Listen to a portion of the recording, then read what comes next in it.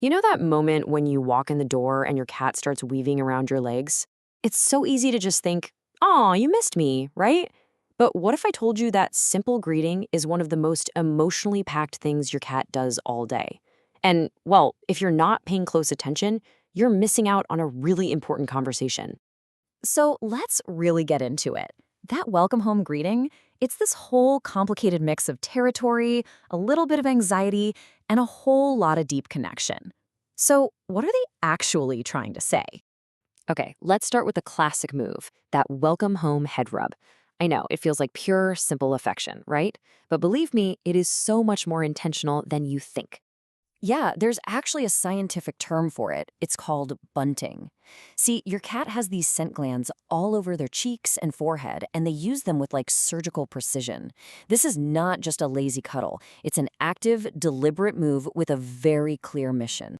This is where our human brains and their cat brains totally miss each other. We think, a loving cuddle, they missed me.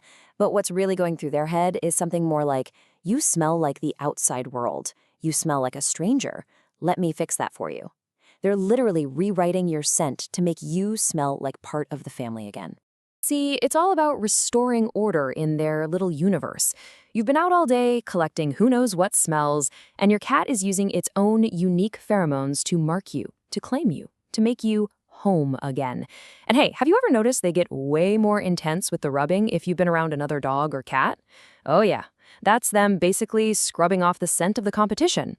But okay, not every greeting is about bonding and scent marking.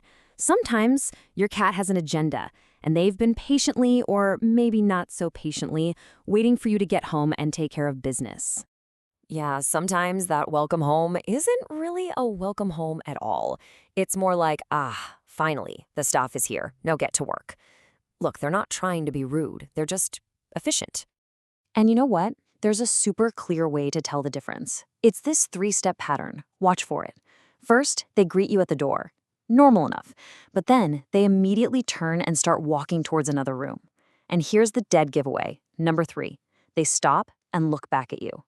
That look back, that's everything. That's them saying, hey, are you following me? The problem is this way. So really, it boils down to this. A cat that greets you and sticks around, they want connection. A cat that greets you and immediately leads you away, they want a service. It's that simple. Both are totally valid forms of communication, but it's good to know which conversation you're having. So, have you ever wondered how your cat just knows you're about to arrive, like they're already waiting at the door? It's not magic or some weird sixth sense. It's their absolutely incredible hearing. Get this, they can hear frequencies up to 64,000 hertz. For perspective, that's almost double what a dog can hear. It's basically a superpower. What this means is that the hello doesn't start when you open the door. Oh no, it starts minutes before. They can pick out the specific sound of your car, your keys jingling, your footsteps. In fact, there was a study at the University of Liverpool that found cats get more active and restless right before their owner gets home. They're literally on countdown. And that's also why, if you're late, they can get anxious. You've broken the routine, and that can make their greeting seem a little more desperate. Okay, and this brings us to what I think is the real emotional core of this whole thing. Why does this all happen at the door? Well, because from your cat's point of view, that front door is the single most vulnerable point in their entire territory. I mean, really think about it from their perspective for a second. That door is where the outside world breaks in. It's where every strange sound, every weird smell, every potential threat comes from. They've basically been on guard duty at this weak point in their fortress all day long. And this is where it gets really, really powerful. Animal behavior scientists, they're called ethologists. They talk about this concept of a secure base. And for so many cats, you are their secure base. The second you walk through that door, their entire body chemistry physically changes. Honestly, the best way to understand it is to think about a little kid, a toddler, and how they feel when their parent walks into the room. It's the same idea. The toddler's stress level drops, their little nervous system just relaxes.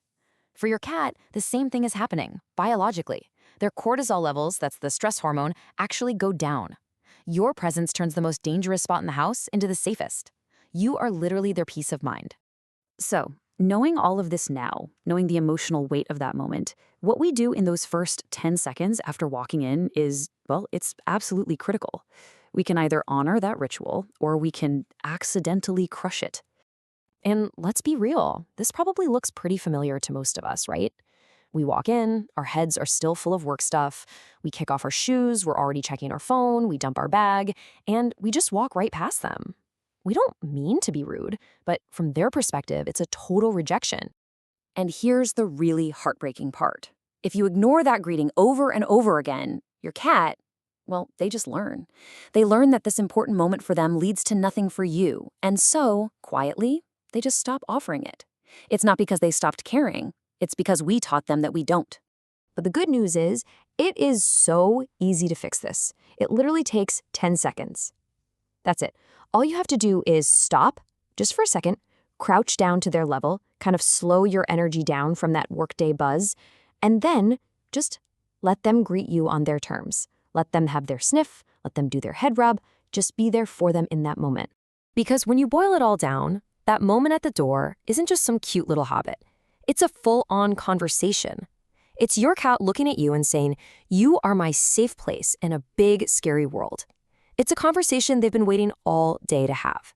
So, now that you know the language, what are you going to say back?